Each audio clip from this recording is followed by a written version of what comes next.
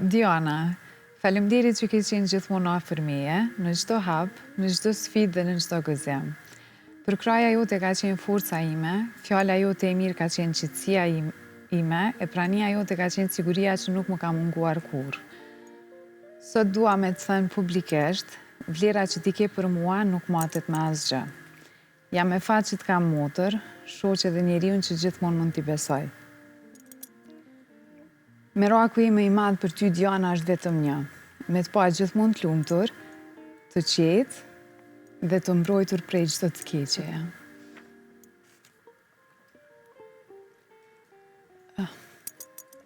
Sa t'jem unë, ti kur s'ki me qenë vetë. Unë gjithmonë kam u kujdes për ty, ashtu si ti ke qenë gjithmonë për mua, të dua shumë. Ndjes. Falë ti mu, se dhe une kam shumë shtirë me i mbajt lot. Sidomos në rastet të tilla kur i njeh të dytë, se ne njihemi prej vitesh edhe për posteje që e ke pa uranin gjithmonë shumë vogël edhe ne shoqëria e kemi pa tillë, sa në dasmën tënde kur u takuam, djali ishte rrit, ishte burr për vete, unë hala tu i përkthel te faqja. Uran, faleminderit publikisht për këto fjalë. Uranin, kur ka qenë i vogël, nuk ka ditë me më thirr Diana. Edhe më ka thonë Dana. Dhe halon thirr që ashtu. Unë e thirrja dhe gjithmonë i thëm drita e Danës. Gjitho kohën edhe vazhdon me konë drita e jetës tam. Sa mirë. E di që lot e ti kanë qenë të pa kontrollueshëm në dasmën tënde.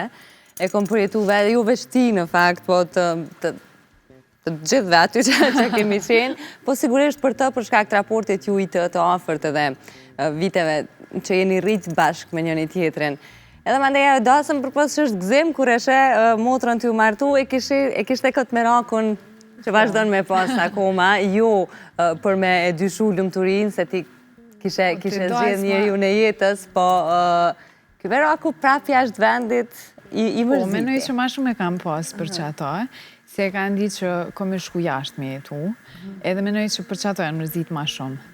Se nësi kësha qenë ma afër nështë ta ishkon pak ma e letë, edhe pse prap një të në shpi nuk është pak ma vështirë për familjen e qikës kur martohet. E vërtet. Edhe pse ne jemi shumë të lumëtor, kur po them ne, po marë këto përshfrytëzoj rastin me fol në emën të shoqërisë, që jemi shumë të lumëtor se ti.